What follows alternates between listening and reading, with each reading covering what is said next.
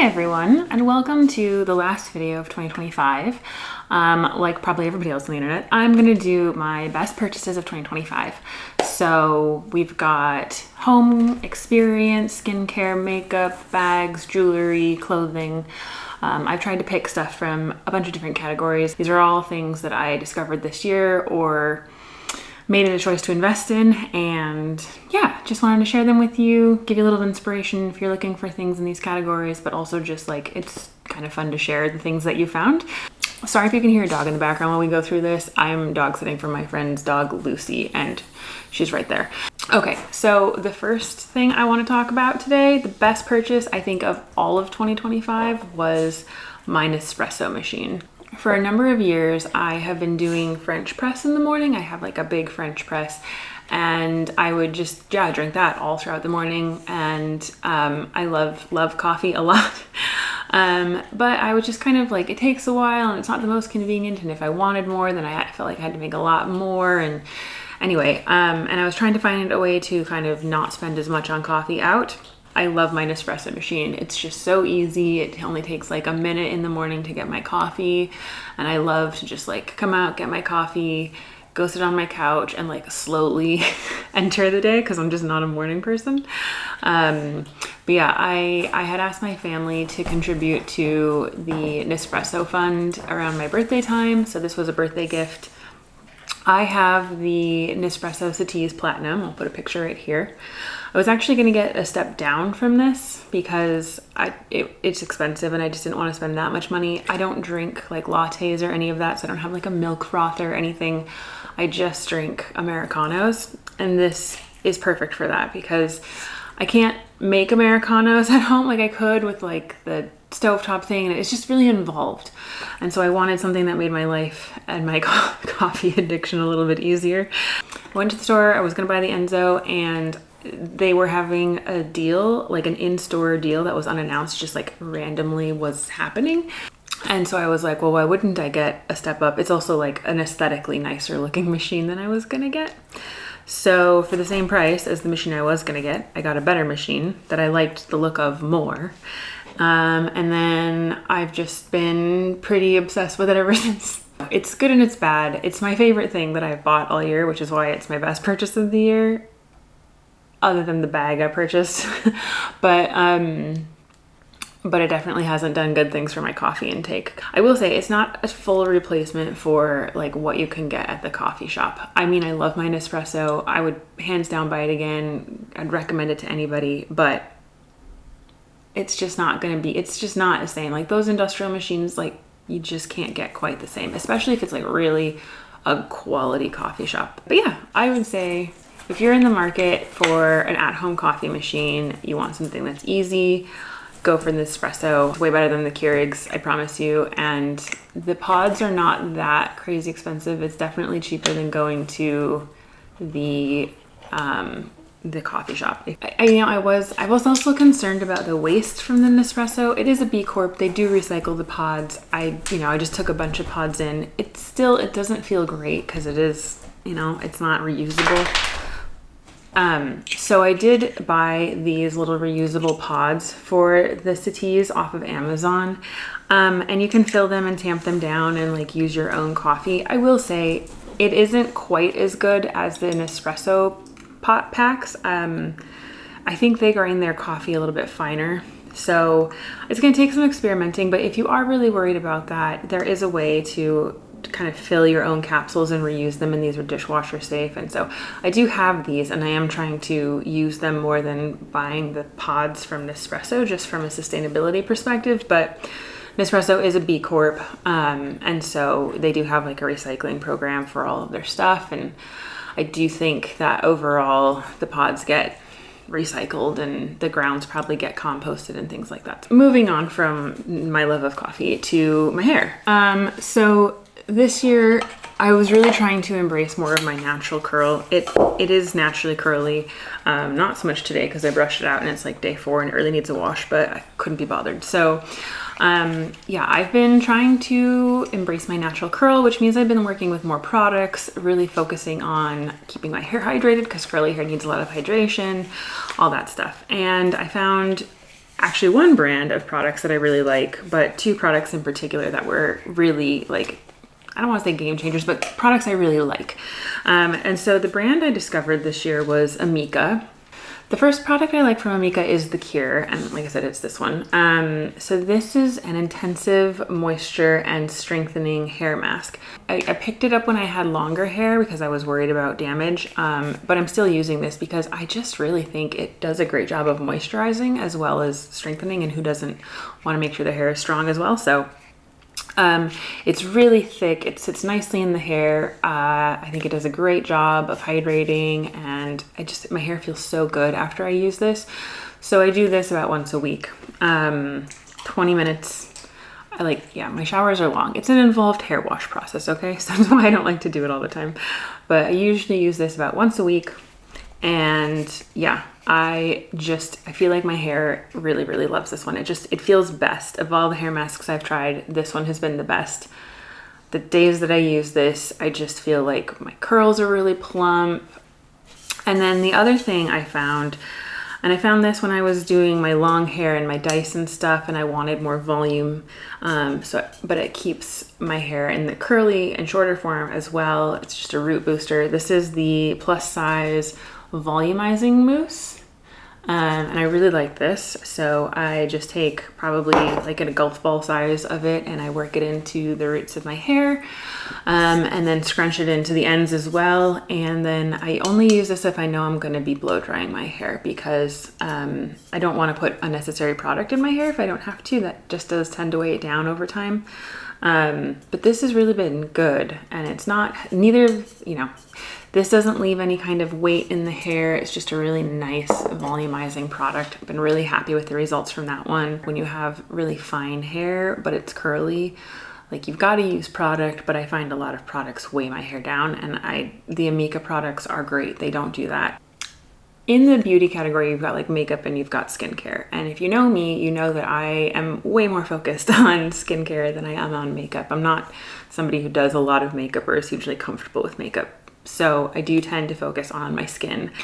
I have quite sensitive skin, and it's really easy for my skin to get like over exfoliated and kind of irritated. And so I have to be quite careful. I don't feel like I can use like a lot of the vitamin C serums that help keep kind of your skin exfoliated. And I've used the Paula's Choice 2% BHA, and I like that. I used to use it like every day, almost twice a day, and that was clearly too much. Like, it was just definitely too much. So I've backed off on that a lot. I tend to only use it like as needed. If I see some like pimples, or if I'm getting acne someplace, it really does clear that up quite quickly for me. And I don't have like acne prone skin, so it's not something I use every day. And even when I do, I just still feel like I just need a little extra something from time to time. But I don't want to use vitamin C serums that are like, a little bit more, I just find it really hard to use vitamin C serums that sit on the skin for longer periods of time. It really irritates my skin. I can't do that. So I was trying to find a treatment that would allow me to exfoliate and like get kind of that vitamin C effect, but without really having it be on my skin that long, because like I said, I can't do it. So I found this. It is the Paula's Choice 25% AHA, 2% BHA exfoliating peel. I'm sure the Ordinary, I know the Ordinary has a similar one, and I have tried it before, but I don't like it as much as I like this one. So this is probably a once a week treatment.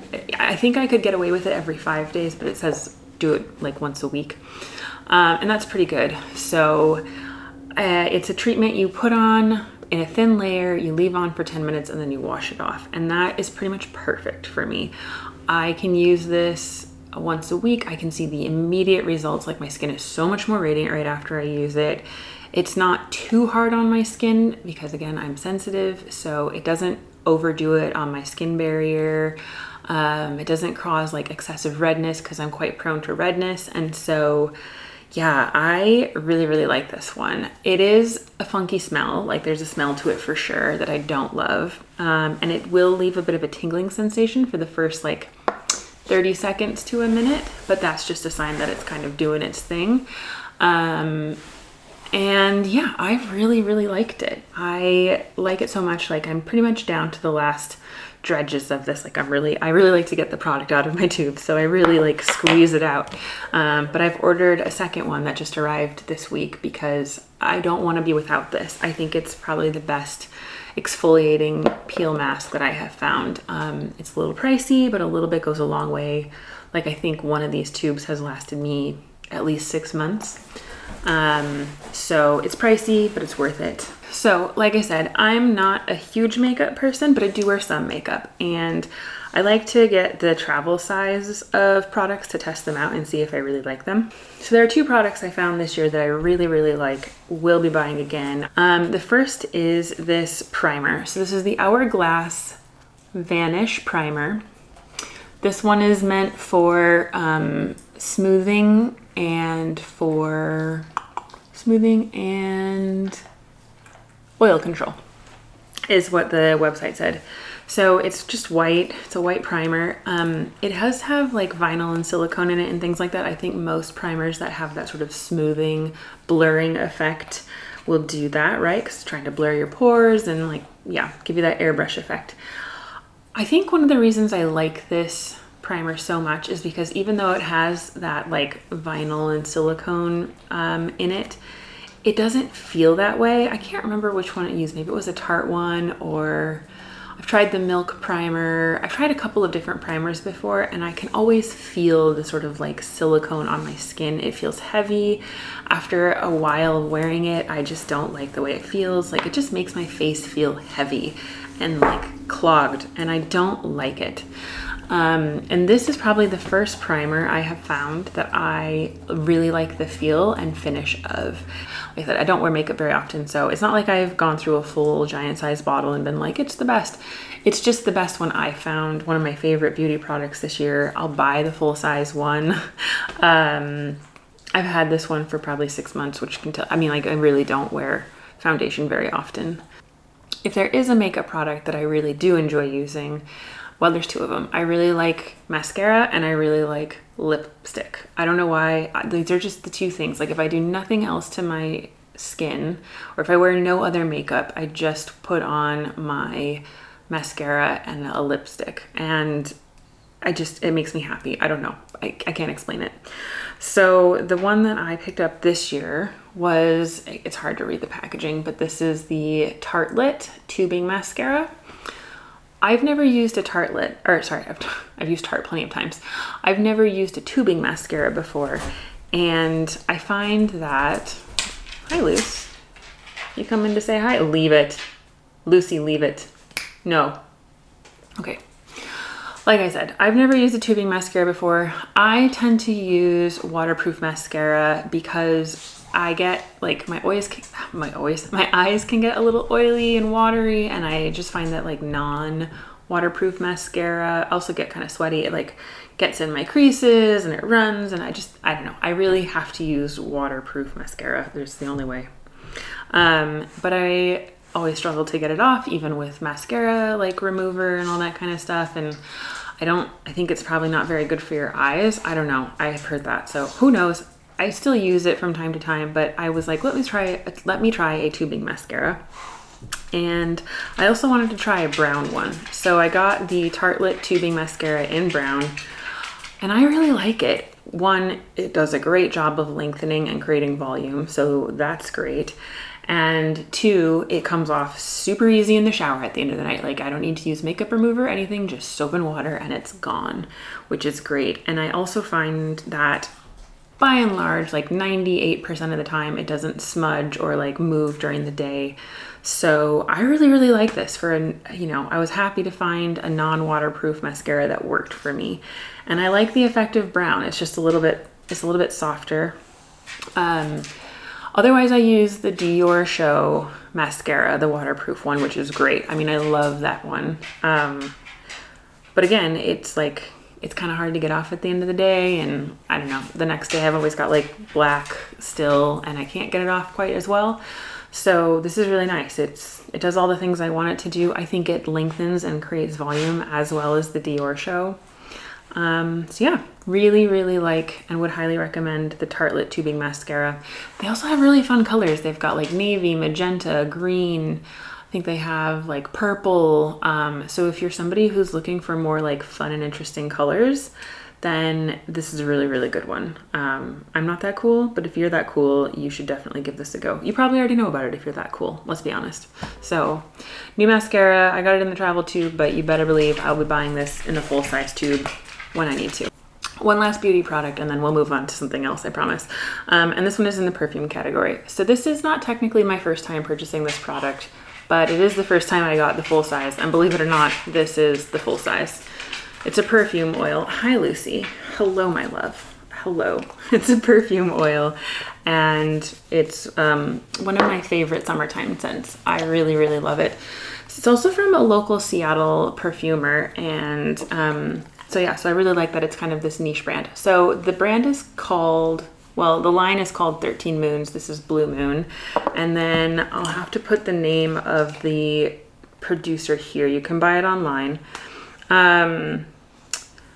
Yeah, she'll ship it anywhere in the States, but it's a Seattle producer, and it's got such a great smell. So it's really fresh, clean. Lucy, go lay down. It has got picac and sea salt, cucumber, and amber blanc and musk in it. So really beautiful, clean, fresh. I don't know how to describe it. Like, not quite citrusy, but not like floral. It's kind of got a little bit of clean mineralness to it. I think that's the sea salt, obviously. And the amber blanc.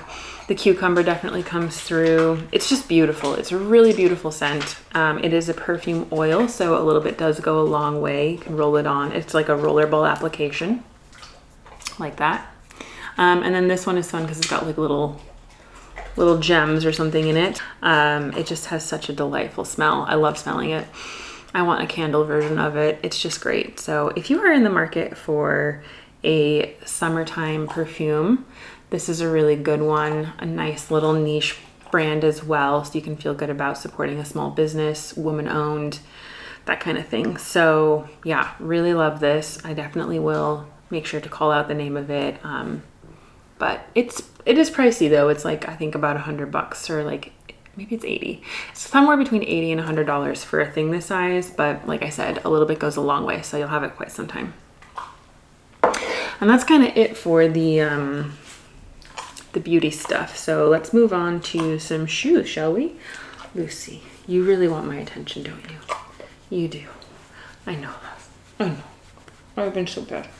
If you go lay down, can you go lay down? Go to your bed? Go to bed. Lay down. Lucy, bed. Okay, good girl. We'll go for another walk soon. Okay, so moving on to things. I really struggled with my feet this year, or the last couple of years, because I'm getting old and it sucks. And so I needed to find better sandals to run around in, because I hate being in shoes, especially in summer. And I did it. I bought a pair of Birks. They're cuter than your average Birk though. I think they're a little bit more feminine looking. I bought these at REI and I wore them literally every single day this summer. They are so used already and worn in. I did get a little bit of a blister on my foot the first week that I wore these, but other than that, they've broken in great. They're really nice because they have like the cushion and form to your feet. So if you need arch support, I really do like these. I know that Birks are not new to anybody, but they do have like other styles other than, but like these, like I said, this is a little bit more fashiony. They're really cute, really comfortable, really durable. The alternatives are like what, Hoka slides, which are hideous. And I did also have a pair. I have usually worn a pair of Chacos, which I've owned for almost 20 years now. I need to send them in for repair because they're so completely broken on the treads. So that was the impetus. I was like, okay, I have to get a new pair of shoes anyway because my sandals are dying. These, believe it or not, these Birks are more fashionable. Not that Birks are particularly fashionable. They're having a moment. They've been having a moment. They're more acceptable. So yeah, so I decided to go for Birks because also not Crocs and not Hoka's.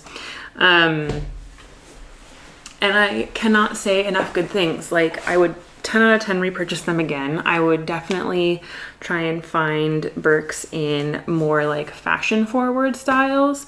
They are expensive, but they're worth every penny, and I suspect I will have them for a good 5-10 years before I have to replace them. I might have to get the tread replaced just because I walk so much. Like, I walk at minimum 5 miles a day. In the weekends, it can be up to 13 miles a day because I like to walk a lot, and because that's my main mode of transportation is like walking. I don't have a car. I can't drive anyway. And buses are great, but they just take time, and I can walk most places faster. So I just walk a lot, and they've really held up, and they really saved my feet this summer. I can't do the like little flat sandals that don't have any kind of arch support anymore. So yeah, best shoe purchase of the year. Really, really love them. A little sad about what that says about my shoe purchases this year, but you know, some years it do be like that. Okay, next up is clothing, and I actually don't have the pieces here to show you right now, so I will insert pictures over here. But I bought 2 pieces of clothing this year that I really, really loved. The first piece is, I think it's called the Marie dress, and it's from Sézane. I did like a whole video on how to style it, but it's this yellow and like beigey white sort of button up crochet shift dress. That's a lot of words coming at you, but you see what I mean. It came out in the spring collection from Sézane this year, and I am such a sucker for yellow. I love it so much. I wore this dress for my birthday because it came out like in February. So I ended up wearing it to my birthday, which shockingly, March 1st is my birthday, and it was warm enough in Seattle. It was like 60, 70 degrees that week. Global warming, man. So I actually did get to wear it for my birthday this last year, and it's so cute, and it's like this mod 60s look, which is totally my vibe. I love it so much.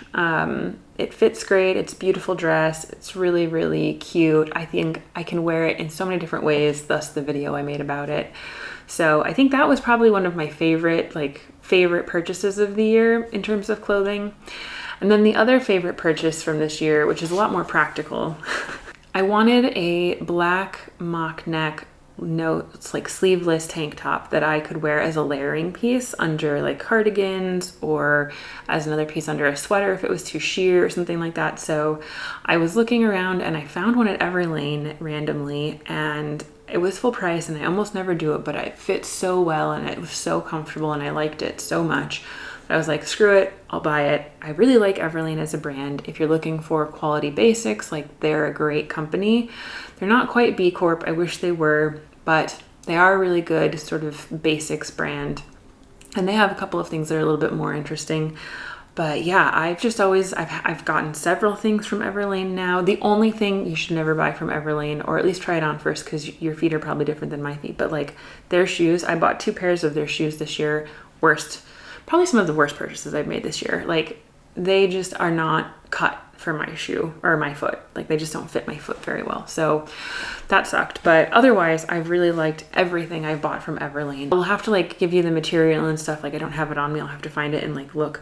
But it's just so comfortable, and I can wear it I wore it like all the time, all summer long. I wear it all through the fall and winter. Like, it's a great year-round piece. It's lightweight, breathable. It layers so well. Like, it's literally the best basic I think I have found. And I feel that way about most Everlane. Like, I think last year I discovered like their t-shirts, and I was like, these are great t-shirts. Like, that was probably my best clothing purchase last year, was their t-shirts. If I can find it, I will be on the lookout for it. But Everlane tank tops, man, or just Everlane in general, is like 2 thumbs way up. Best purchases I can make. We can talk about the best bag. I should leave it to the end because, you know, everybody wants to know the bags. But if you've watched the last vlog that I put out where I was in New York, this will be no surprise to you. I made the biggest bag purchase I have ever made yet to date. I'm sure it will not be the last big purchase I make, but so it is an early birthday present to self. Like I said, my birthday is March 1st, and I found this bag about 6 months ago, and I was like, that is it. That is my 40th birthday present to myself. I love it. and there were two of them. So I didn't feel the need to like rush and grab it because there were two of them. Unfortunately, a couple of weeks ago, the one that I was most keen to get because it was a slightly better price and it was marked as better quality sold. And I was really like, ugh. I saw it on other places too. Like I found the bag on a couple of other websites, but they were more expensive, and I really trust Fashion File, which is where I found this bag. It's where I bought a lot of my designer bags from. I almost always buy my really high-end, like my super high-end bags, I always buy secondhand because I don't want to pay like, when I can't afford to pay like 5, 6, 7 grand in store, but also like they're not worth that price, you know? And if you can find a reseller and you can get them at a good price and you know that they're authentic, and if they do a really good job of making sure that they're in good condition, there's no reason to pay full price. Also, you can get bags that are no longer in season. So yeah, that's why I always go through a secondhand store. I always go through Fashion File. And so yeah, Fashion File had the best price, had the best quality, is like a trusted source. And so they had one left. And when I was there in New York, I went to their flagship and I tried the bag on in person, and just, it's so good. It's so good. If you know, you know, but if you don't know, here it is. This is my Chanel boy bag in chevron with pearl detailing. It's got the silver chain strap, it can crossbody, it can top handle, it can shoulder bag. Beautiful CCs. It's in excellent condition. This is from 2019.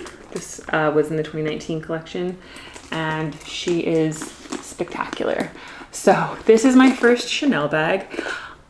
I love her. I've only had her for a few weeks, but I've already taken her out 3 or 4 times. Any excuse at this point to take her out.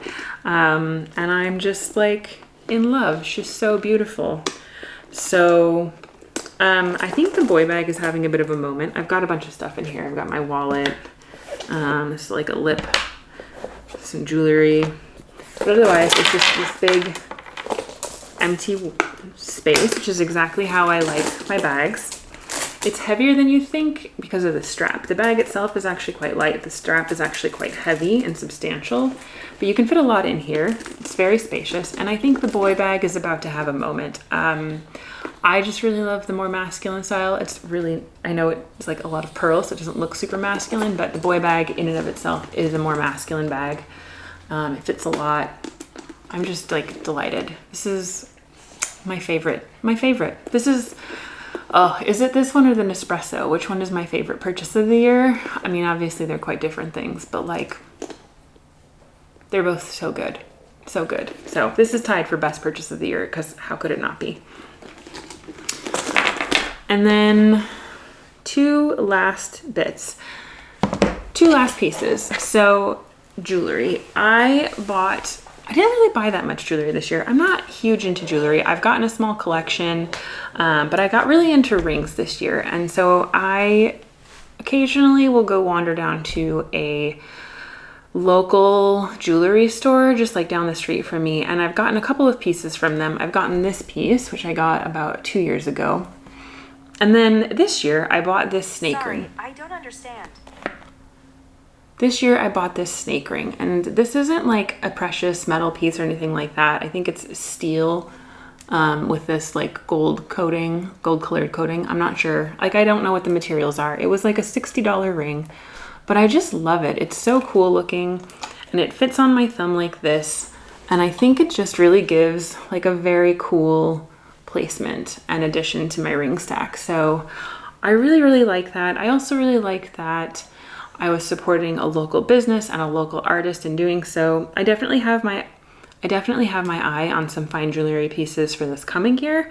There's like 2 pieces in particular that I'm quite interested in, but I just wanted to add to my ring stack, and like I liked having a few more rings on my hands this year, so I really did that. And yeah, best jewelry purchase of this year. Honorable mention to my Paula earrings that I just bought in New York. I would probably lean towards those being the best purchase, but I literally just got them, and I have worn this like almost every single day since I've gotten it. Not every single day, but like at least half of, I've worn it a lot. I've worn it a lot since I've gotten it, and I get really, like, sometimes it falls off my hand. Like, I've almost lost it a couple of times. Get really sad about it because, like, it's not expensive, but it's just become one of my favorite pieces, and so I'm really happy to have it. I can, you know, there's lots of snake rings like this you can find. Would it be cool to get one that is fine, you know, a fine jewelry piece with some diamonds or emeralds or something from Bulgari? Yes, I would love that. But I'm really happy with this one. I think it's great and it feels very cool to me. So really happy with that. And then the final thing I wanted to say, the best experience that I purchased this year, because I think stuff is fun and I love stuff. Like, I'm a girl who likes stuff, but I'm also a person who really values experiences. And the best experience that I treated myself to this year was an evening at the Seattle Symphony with my friend Alexis.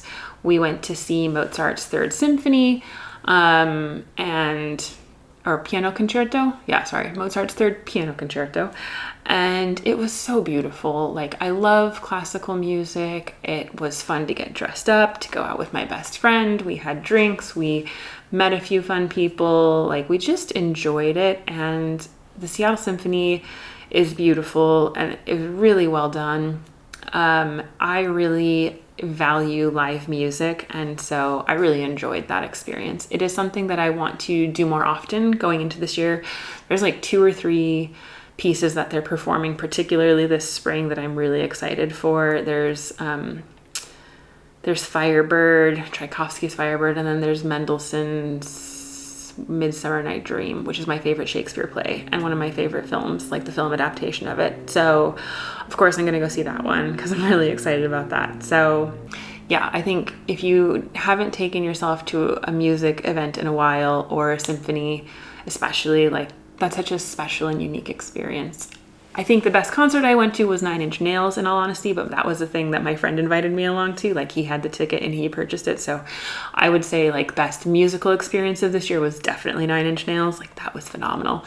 But if I had to talk about an experience that I purchased for myself, then I would say the symphony was my number one. It was so good, and I can't wait to go back. Anyway, those are my best purchases from 2025. I hope you enjoyed them, and I can't wait for this next year. I know we've already got like a trip to Colombia, and I've heard that there's like really good fashion and jewelry there, and you know, there's always things on my wish list, but yeah, I'm really happy with the things I decided to get and found this year, and I'd love to hear what you found, because, you know, I share with you, you share with me.